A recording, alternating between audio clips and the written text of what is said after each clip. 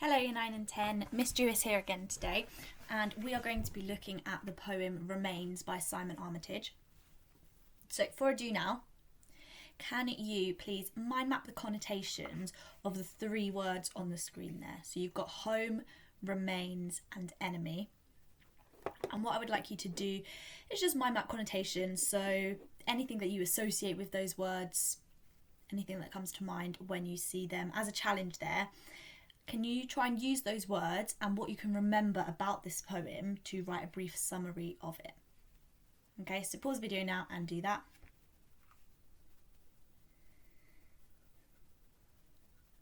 Okay, so hopefully we've got some ideas about those words, especially the title of the poem, that word remains.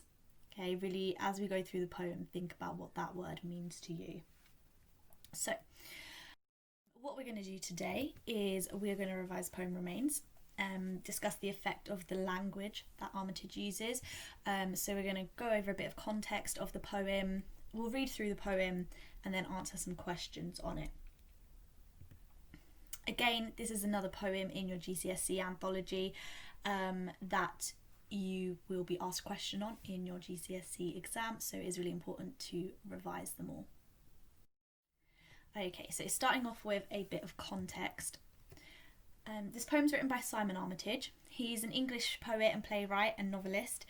He's Professor of Poetry at Oxford University. His work is quite often dry and direct with a sense of gritty realism, so writing about real issues. He explores relationships and ideas that are common with people today. A lot of his poems are described as dark and dealing with areas such as murder or mental trauma. This poem, Remains, it comes from a documentary that was on Channel 4 in 2007 called The Not Dead. And there's a collection of poems in the same name. So in preparation for this, he interviewed veteran soldiers of different wars, including the Iraq War. So the whole documentary kind of interviews these soldiers about their experiences of war and how they cope when they come home. So how people returning from war zones cope, and looking at a lot of ideas to do with post-traumatic stress disorder. That documentary is actually on YouTube. So if you want to do a little bit extra work, look a bit into the background of this poem, you can go ahead and watch that documentary. I would really recommend it. Interesting to understand where some of these soldiers were coming from. So the poem itself is set in a modern war zone with a soldier. He recounts the story of when he was out there, but now he's doomed to relive the event again and again in his mind because of post-traumatic stress disorder.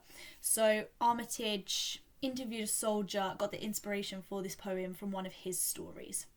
Okay, so you can see the pictures there. There is Armitage, a soldier, and sort of what a war zone would have looked like. Carrying on. So this poem deals with PTSD, post-traumatic stress disorder, and ideas around that, about how soldiers suffer when they return home from war. So what it is an anxiety disorder caused by stressful, frightening or distressing events. So I'm just going to go through a few key facts on PTSD so that we understand what it is. It's quite similar to shell shock that the soldiers in the First World War suffered, that you might remember when you studied exposure. Okay, so PTSD, it can develop immediately after someone experiences a disturbing event, or it can occur weeks, months, even years later. Okay, everybody's different. It's estimated to affect about 1 in every 3 people who have a traumatic experience. Okay, so for the soldiers returning from war, that's a high percentage of them who are affected by this. Someone with PTSD might relive the traumatic event through nightmares, flashbacks. They might experience feelings of isolation, irritability and guilt. Okay, we see this happening to the soldier in the poem. They might also have problems sleeping, such as insomnia, find concentrating quite difficult. These symptoms are quite often severe and persistent enough to have a significant and often extremely damaging impact on the person's day-to-day life. Okay, so PTSD can really affect your life. It can really affect how you live your life. Okay, I've got on the screen there 4 devices that you will need to know for our study of remain. So what I would like you to do is just to pause the video here, see if you can write out a definition and example of each of those devices, if you know what they are. Okay, if you're not sure what they are, I would like you to have a guess. Okay, and then when you unpause the video, we'll go through what each of those mean. So pause now.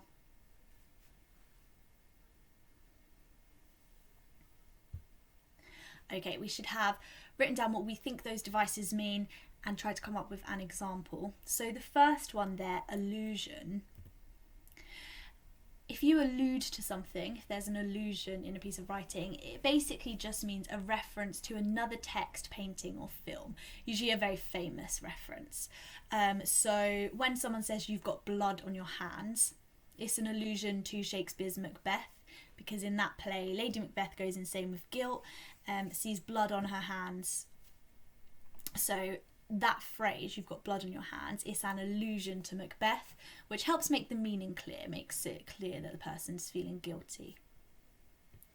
An anecdote is an interesting story about a real person or incident. Okay, so true personal story is an anecdote. Imagery is creating a vivid picture in the mind by using sensory descriptions, okay, and using descriptive language. So it's basically anything that describes what can be seen, heard, smelt, felt, or tasted. Okay, anything that's going to give the reader an image, a picture in their mind. And the last one there, colloquial. Okay, so if something's colloquial, if someone's using colloquial language, they're using conversational, everyday language. So it's not standard English. And an example there is one of them legs it up the road. If you leg it, that's colloquial. Okay, because we would say they ran if we were going to be formal. Okay, so if you didn't know any of those, can you make sure that you do write the definition down so that you remember, and then we're going to have a look back at some of these as we read through the poem. Okay, so what we're going to do first of all is going to just read through the whole entire poem. This poem is quite easy to understand. It's not got a lot of complex language and it reads like a story.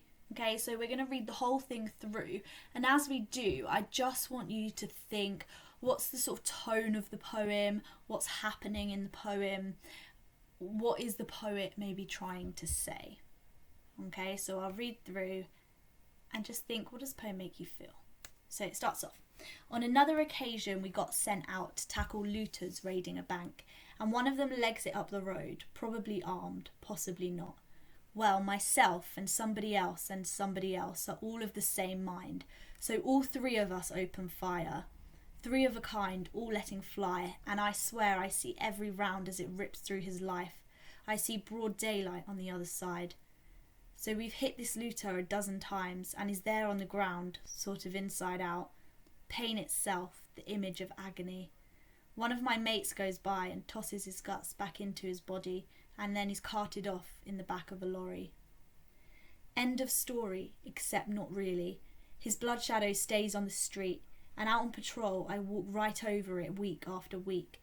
Then I'm home on leave, but I blink and he bursts again through the doors of the bank.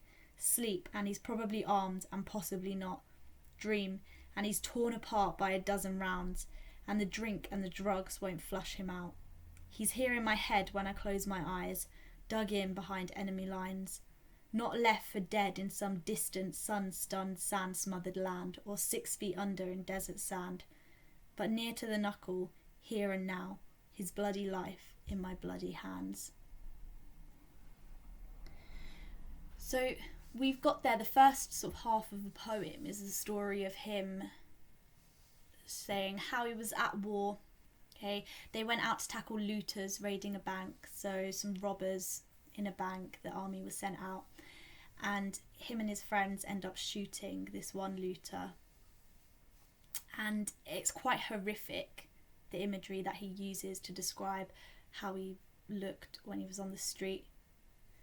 And then he talks about, in the second half of the poem, how when he returned home, this was still all that he could think about. He couldn't get over it. Okay, and it was still just so traumatizing for him, even when he wasn't in that war zone. So what we're going to do is, I'm going to split the poem into two halves, and we're going to do some questions on them. So we've got the first half of the poem here, okay, and some questions. I would like you to pause the video now and answer those questions, and then when you come back we will go through the answers.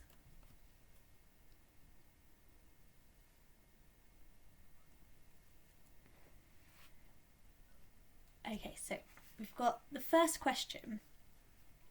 Why does the poem start with the phrase "on another occasion"? What is the effect? So starting like that, on another occasion we got sent out, it almost begins mid-action. Okay, so as a reader, we're almost a step behind the speaker in this poem. We don't know what's going on. We don't know where he is. Okay, we've just sort of joined them in the middle of the action, which can make it seem quite chaotic, almost emphasises the chaos of war. Okay, constantly moving, constantly going to another location to do another job, that kind of thing. Okay, so on another occasion, we're right in the middle of things. It feels quite chaotic for the reader. Question number 2 says, what is the effect of the colloquial language in line 3? So they're tackling looters raiding a bank. Line 3, it says, and one of them legs it up the road. Okay, the colloquial language is just our everyday language, and what that does is it makes it seem like this is just an everyday event for the soldiers. All right, it's nothing special, it's nothing different, it's just an everyday event. Okay, it occurs all the time, and that's emphasised through that everyday language that he uses. Question number 3. In the second stanza, why are the words somebody else and three repeated? So if we have a look back at that second stanza, he says, well, myself and somebody else and somebody else, okay, so that's repeated there, are all of the same mind, so all three of us open fire, three of a kind, all letting fly. So we get the repetition of somebody else and the repetition of three in that stanza. And what that does for us is it's making it clear for the reader that he was not the only shooter. Okay, he was not the only soldier who shot this looter. And in that line 5, it's really effective because he says myself and somebody else and somebody else. By repeating that somebody else, that line is sort of dominated by other soldiers. So it's like he's trying to deflect the blame off of himself. Yeah, he wants the reader to know that it wasn't just me, there were other people, and maybe they were more significant because, like I just said, somebody else dominates the line there. Okay, and then he repeats that 3 again just to emphasise he was not the only person to blame for this shooting. Question number 4, what could the enjambment between stanzas 2 and 3 show? So enjambment, if we remember, is when the lines flow into one another. Okay, so there's not a pause at the end of a line. And here we have a sentence across 2 stanzas. So he says at the end of line 8, and I swear I see every round as it rips through his life. Okay, so the sentence continues between the 2 stanzas. And what that could show is how war is quite non-stop. Okay, war is quite non-stop, quite chaotic. There's not any sort of reason for it. It could also show us how, for this soldier, this was quite a life-changing moment. It's almost like this moment is suspended in time for him. This is the moment when his life really did change, okay, as he saw every round as it ripped through his life. And question number 5, what device is used in line 9 and what is the effect? So where he says, I see every round as it rips through his life, we've got a really violent metaphor there, rips through his life. Okay, see the bullets are going through the looter, but it's the idea that his life is being torn apart as well. So it's a really violent metaphor. And here, the language has really changed. At the beginning, we had that colloquial language, he legs it up the road. And now here, see every round as it rips through his life, we get a lot of violent imagery, violent metaphors. And that kind of symbolises to us that the soldier, the speaker in this poem, he's changed from being quite relaxed, going on a job that they do every day, to being really very traumatised from this violence. Question number 6, we've got, what is the effect of the phrase sort of inside out on line 12? So we've got that final line of stanza 3, he's there on the ground, sort of inside out. It's quite a gruesome image, okay, so sort of gruesome imagery, but also that phrase sort of inside out, it's quite vague, okay, which reflects really how indescribable it is for this soldier. He's quite unable to find the words to describe it, to describe what he's seeing. He can't really comprehend it. Okay, so it's that sort of violence of war we really see here. Question number 7 says, what is the effect of the verb tosses on line 15? So if we have a look in stanza 4, it says, one of my mates goes by and tosses his guts back into his body. So there, it makes it sound like quite a casual action. Okay, they're taking no care for this person who has died. It seems quite cruel the way that they are treating him. And then question number 8, we've got, what is the effect of line 16? What does it tell us about the looter? So on line 16, it says, then he's carted off in the back of a lorry. Okay. In the back of a lorry, that has really strong connotations of like a rubbish man picking up, taking off the rubbish, okay, just throwing it in the back of a lorry. So it gives the idea that he's being swept off the street like he's rubbish, okay, which shows a really strong sort of disrespect for human life. Okay, in war there's no respect for human life. People sort of lose their humanity. Okay, and that's kind of what we see in that line there. Okay, let's have a look at the second half of the poem. Again, I'll leave the questions there, so pause the video, have a go at the questions, and then when you play again, we will go through them.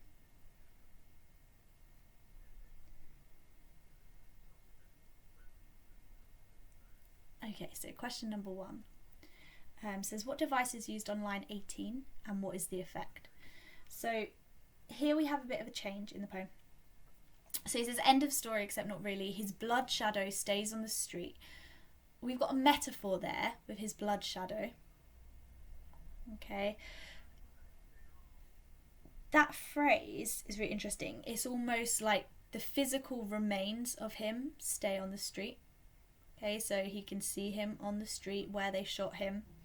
But also, perhaps it could imply that it's like a shadow, so this man that he shot follows him around wherever he goes. Okay, he can't get rid of that memory. Question number 2 says, there's a caesura on line 20. What is the effect of this? So if we remember, a caesura is when there's a pause in the middle of a line of poetry.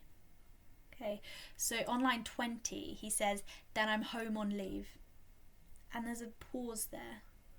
Okay, what that could symbolise for us is that he believes things will change maybe when he goes home. Maybe he's quite hopeful that things will change. He won't feel as guilty. So then I'm home on leave.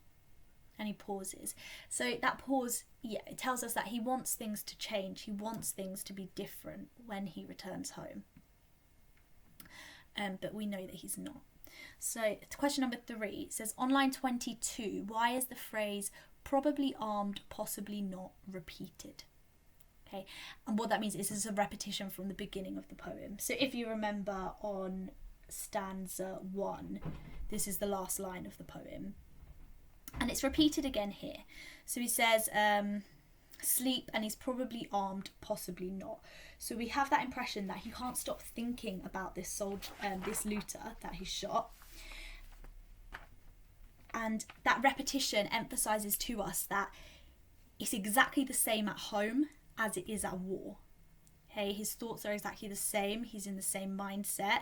Nothing has changed for him really from leaving that war zone and returning home. Things are still the same. And that repetition could emphasise that. It's also a bit of a cyclical structure. So it's like he's gone in a full circle. He's at war. This is what it says.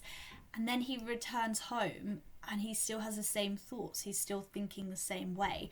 So it's like a big circle for him, in that sense that the trauma is really inescapable. He cannot escape that trauma.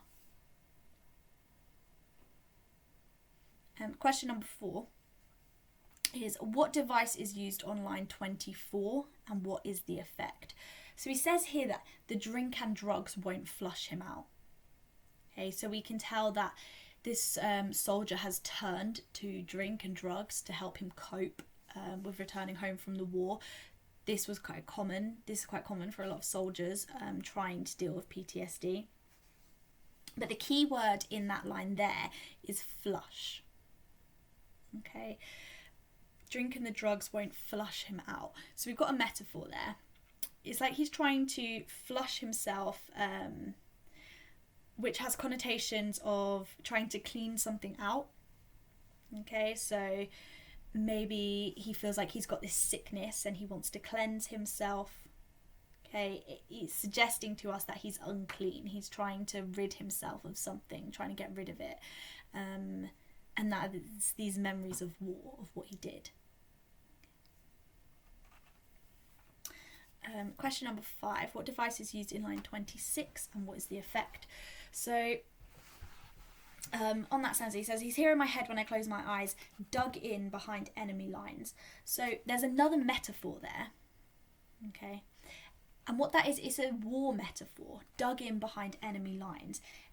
There's really strong connotations of war there. Okay, and what that shows us is that even though he's at home, he still feels like he's in that war zone. Okay, so war has really affected him. Okay, and it's just inescapable, these feelings that he has. He can't escape from these feelings of war and feelings of sort of being in that war zone. So this is interesting because when he's at war, okay, at the very beginning of the poem, he's using colloquial everyday language as if he's at home. And then when he returns home, he's using this war language, okay, which shows us that his character has really changed because of the war on returning home. And at returning home, he cannot escape from it. Question number 6 is, there's sibilance in line 27. What is the effect of this? So line 27 says, not left for dead in some distant, sun-stunned, sand-smothered land. Okay, you can tell that even just saying it, it's quite difficult to say. Okay, a lot of S's. It makes us slow down a bit, so the reader really focuses on that phrase there. A distant, sun-stunned, sand-smothered land. It makes it stand out, the sibilance. Okay, and what we've got there are those compound adjectives. Okay, so you've got the hyphen between the noun and the adjective there. So you've got those compound adjectives, and what they're doing is they're turning a positive word, like sun and sand, quite sinister, with stunned and smothered. So the poet is showing how for this soldier, for the speaker of this poem, anything good is turned quite horrible. So there's nothing positive left for him. And finally, question number 7. It says, there is an allusion to Macbeth on line 30. What is the effect of this? So last line of that poem, he says, his bloody life in my bloody hands. Okay. That allusion to Macbeth, it tells us that he feels guilty. Okay. Murder can't be forgotten. Okay. This soldier is never going to forget this murder. And almost a sense that soldiers aren't really prepared for that. Okay, it's difficult. Well, it must be very difficult going to war and having to murder other people. And this soldier was really not prepared for that. And it really affected him when he came home. So that allusion shows us that he feels very guilty. Also, that final line is very interesting because it says, his bloody life in my bloody hands. So there's a bit of a shift in tone in that when he's at home, he just blames himself. Okay, he's no longer blaming somebody else and somebody else. It's just him at the end. He's alone with his guilt. Okay, so he's just feels that he is to blame by the end of this poem. So we see a shift there. Okay, so moving on, I'm just going to do a paragraph. So we've got the question there. How does Armitage present ideas about conflict in his poem Remains? Okay, so you've got your sentence starters there. What I would like you to do, even though it is just a challenge, okay, you've looked at quite a few poems now, so I would like you to really try to compare how conflict is presented in this poem to how it's presented in another poem, maybe looking at Exposure or Kamikaze, okay, and how ideas about conflict are presented. So pause the video and then come back when you finish that.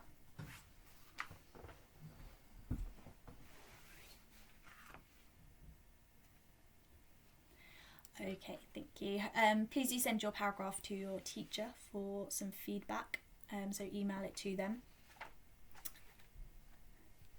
Okay, so finally, to finish off on today's lesson, I'd like you to do a few quote explosions. Okay, so I want you to choose 3 key quotations from the poem. I want you to choose quotes that have quite a lot to say about them, can be analysed quite well. Okay, maybe from different parts of the poem as well. Right, so have a look back through the poem, choose 3 quotes you think are really good. And what I would like you to do is I'd like you to write down your quote. I want you to annotate as much as you can about it. Okay, so annotate what devices have been used and their effect, the effect of certain words, any links to the context, okay, and any structural features. Okay, so pause the video now and do that.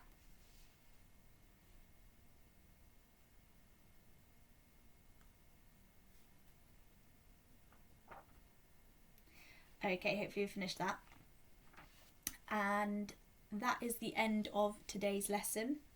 Okay, hopefully you've enjoyed this poem. It's one of my favourite ones in the anthology. I really like it, the way that Armitage has written it. So hopefully you did too. And I will see you for the next poem. Okay, thank you.